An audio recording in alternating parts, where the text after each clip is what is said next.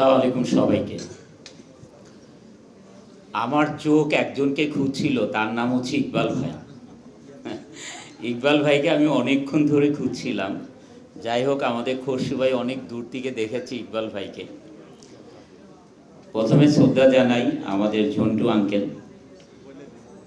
আমি ওনার সাথে কাজ করতে পেরেছি, নিজেকে ধন্য মনে করেছি, সেটা হচ্ছে অপারেশন জ্যাকপটে। এবং ধন্যবাদ জানাই আমাদের রাজীব ভাই। He is very good director.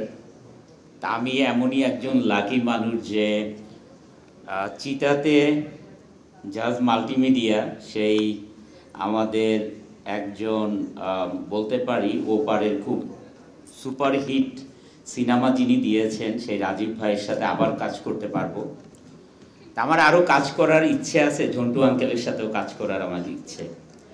কারণ আমি অনেক বিদেশি ডিরেক্টরের সাথে কাজ করেছি, বাট আমাদের দেশে যারা ডিরেক্টর আছেন, আমি যখন ইকবাল ভাইয়ের সাথে কাজ করলাম তখন কিন্তু মানুষ বেশি প্রশংসা করেছে আমার, যে অনন্ত ভাইয়ের অভিনয় অনেক বেশি ভালো হয়েছে কিলহিমে। এই কারণেই আমি নেত্রী লিডার যার সাথে করেছি ওনার নাম হচ্ছে উপেন্দা মাধব। উনি হচ্ছে হায়দ্রাবাদের তেলুগু ডিরেক্টর। তারপরের থেকে আমি চাচ্ছি যে আমাদের দেশি ডিরেক্টর যারা আছেন ওনাদের সাথেই কাজ করতে। আর দেশি ডিরেক্টর আমাদের ওপার বাংলা এপার বাংলা যারা আছেন, সেটা আমাদের ভাই ভাই, একটাই ভাষা, সবার সাথে কাজ করলে ভালো লাগবে। আর আজ আমি যেখানে দাঁড়িয়েছি সেটা হচ্ছে চিতা জাজ মাল্টিমিডিয়ার প্রোডাক্ট। বর্ষা যখন বলছিল যে অনন্ত জলিল তো প্রডিউসারও, আমাকে যদি মানে হ্যালো সোহানা মুভিটা মানে ইনভেস্ট করে, যেটাই বলছিল যেটা করার জন্য, তা আমি মনে মনে বলছিলাম এটার তো একমাত্র অধিকার রাখে হচ্ছে আজিজ ভাই, এটা অনন্ত জলিল পারবে না। যাই হোক, সেটা আজিজ ভাই বললো যে হ্যাঁ, কারণ এই মাসুদ রানা সিরিজ একমাত্র আজিজ ভাইয়ের দ্বারাই সম্ভব, এটা অনন্ত জলিল টাকা ইনভেস্ট করলেও সম্ভব নয়। তা আমি ধন্যবাদ জানাচ্ছি আজিজ ভাইকে, জাজ মাল্টিমিডিয়া আজিজ ভাই। কারণ মাসুদ রানা সিরিজ করা এটা আমার নিজেরও একটা স্বপ্ন ছিল। আর বাংলাদেশে যখন কাজ করতাম, ওই দ্য সার্চ মুভি থেকেই বলতো যে বাংলার জেমস বন্ড। তা আমি এবার ফেসবুকে যখন আজিজ ভাই, তখন তো কেউই জানে না, ইভেন আমাদের একজন সাংবাদিক ভাইও জানেন না যে এই ছবিতে কে কাজ করবে। তখন আমি ফেসবুকে দেখলাম মানে এত কমেন্ট, সবাই লিখছে যে বাংলার জেমস বন্ড অনন্ত জলিল, অনন্ত জলিল, অনন্ত জলিল। অনেক অনেক কমেন্ট, অনেক কমেন্ট। মানে তখন বুঝলাম যে আজিজ ভাই যে এই ছবিতে কাস্ট করতে যাচ্ছে, যাকে যাচ্ছে অনন্ত জলিল, এটা মানুষ তো জানে না, সাংবাদিক ভাইরাও জানে না। যারা সাধারণ মানুষ ফেসবুক দেখেন, যারা আমাদের বাংলাদেশের ফেসবুক যাদের আইডি আছে, তারা গ্রাম গঞ্জে বেশি ফেসবুক দেখেন শহরের চেয়েও, তারা এত কমেন্ট করেছে, মানে আমি সত্যিকারেই নিজেকে ধন্য মনে করি। এবং সবার প্রতি আমি কৃতজ্ঞতা জ্ঞাপন করছি যে সবাই এই ছবিতে মানে 95% কমেন্ট অনন্ত জলিলকে নিয়েই করেছে। এই জেমস বন্ড মুভি, বাংলার জেমস বন্ড বা এই চিতা ছবিতে মাসুদ রানার ক্যারেক্টারে অনন্ত জলিলকে যায়। আরও একটা ব্যাপার আপনারা দেখবেন যে নগদের এত টিভিসি, তাদের এত প্রমোশন। যখন ওনাদের একটা প্রমোশন আসলো BMW, আপনারা দেখেছেন টিভিসিটা, আমার কাছে ফোন করলো যে আমি আননোন নাম্বার ধরি না, তখন এই স্বপন ভাই আজকে যিনি করছেন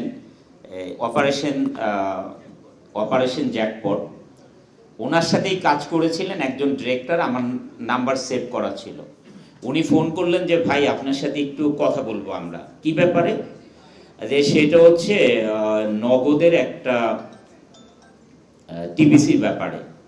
তা আমি বললাম ভাই আমি তো এখন ডাবিংয়ে, আমি ছিলাম এই মগবাজারে ডাবিংয়ে, আমরা একটু আসবো আপনার কাছে। ওইখানে চলে আসলো ওনারা 3-4 জন ম্যানেজমেন্ট সহ নগদের, সাথে 27 লক্ষ টাকা নিয়ে।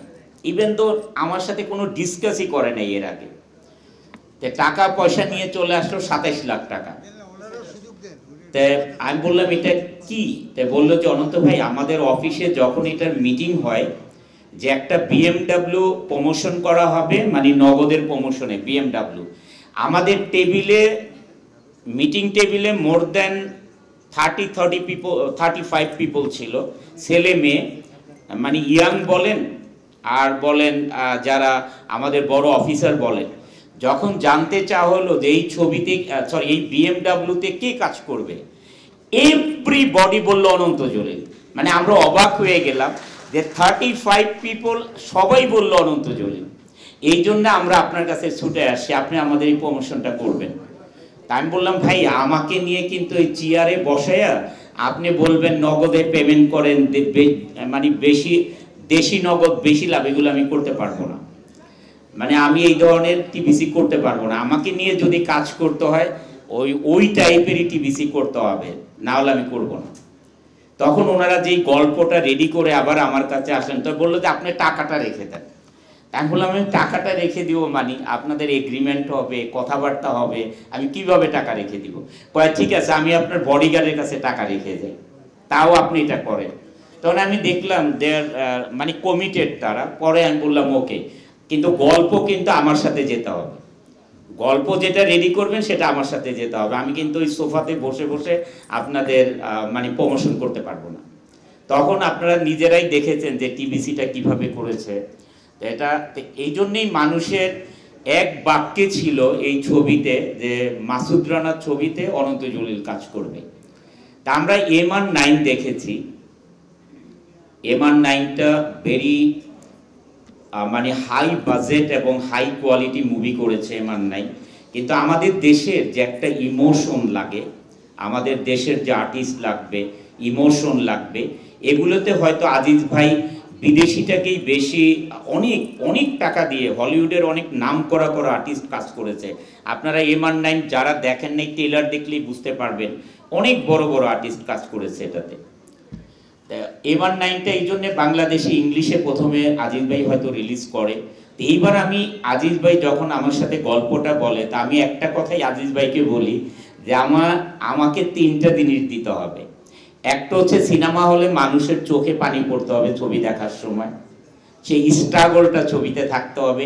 আরেকটা ছবি মানুষ এন্টারটেনমেন্টের জন্য যায়, এই ছবিতে প্রেম ভালোবাসা থাকতে হবে। হ্যাঁ, আরেকটা অ্যাকশন তো আপনার মানে মাসুদ রানা সিরিজ অ্যাকশন থাকবে, এটা তো থাকবেই। তখন আজিজ ভাই আমার সাথে একমত হলেন যে হ্যাঁ অনন্ত ভাই আপনি ঠিকই বলেছেন, আপনাকে কমিটমেন্ট দিতে পারি এই ছবিতে ভরপুর, আপনি যা বলছেন এই ভরপুর এই প্যাকেজটা থাকবে, ইমোশন থাকবে যেটাতে মানুষের টাচই হবে, গল্পটা এটা থাকবে এবং প্রেম ভালোবাসা থাকবে। এখন আমি তো দেখতে পাচ্ছি আমাদের বর্ষা রানীর মতন আরেক লম্বা এক মেয়ে এখানে M&9-এ কাজ করেছে, আলিসা। এখন আমাদের আজিজ ভাই কি দুজনের সাথে প্রেম করাবে কিনা আমি তো বুঝতে পারতেছি না। আজিজ ভাই তো গল্পের সাগর। আমি আজিজ ভাইয়ের সাথে 3 দিন বসেছিলাম, আল্লাহ উনি তো কম্পিউটারও লাগে না, এত গল্প ওনার ব্রেনে। আমার সাথে মনে হয় 3 দিনে 9-10টা সিনেমার গল্প শুনাইছে, এত গল্প ওনার ভিতরে। তা আজিজ ভাই এখন তো এই নায়িকা 2জন আমি সামনে দেখতেছি, এখন 2জনের সাথে কি প্রেম করা দিবেন কিনা দেখা যাক সামনে। ওকে দর্শক, এটা একটা ইন্টারেস্টিং গল্প হবে, 2টো নায়িকা। তা আমরা ছবিটা ইনশাল্লাহ ভালো তো হবেই, সবার আশা। যে আজিজ ভাই আছেন, জাজ মাল্টিমিডিয়া আছেন, যেখানে অনন্ত ভাই সাথে আছেন, প্লাস বর্ষা এবং অন্যান্য আর্টিস্ট। আরেকটা কথা না বললেই হয় না, যার নাটক আমরা ছোটবেলা থেকে দেখি, নাদের স্যার এই ছবিতে আছেন, অনেক বড় ভূমিকা পালন করবেন। এখন আমাদের অঞ্জনা ম্যাডামকেও তো বাদ দেওয়া যাবে না। সবাইকে নিয়ে জাজ মাল্টিমিডিয়া কাজ করবেন, আমরা আপনাদের সাথে একসাথে কাজ করব ইনশাল্লাহ, এবং ভালো হবে, এটা হতেই হবে। কারণ আমরা যদি মরে না যাই, আল্লাহ তাআলা যদি আমাদেরকে হায়াত দান করেন, ছবি ভালো হতে হবে। আর এর ভিতরে আপনারা দেখেছেন mister Robert, oh my God, he have a big muscle man, হ্যাঁ ইজ বিগ মাসল ম্যান। তারপরে ইফতিকার ভাই, এখন কাকে কিভাবে সাজাবেন সেটা তো আপনার ইয়েই জানেন। আর যারা যারা আর্টিস্ট আছেন, যারা মঞ্চে আসছেন, সবার সাথে একসাথে কাজ করা হবে ইনশাল্লাহ।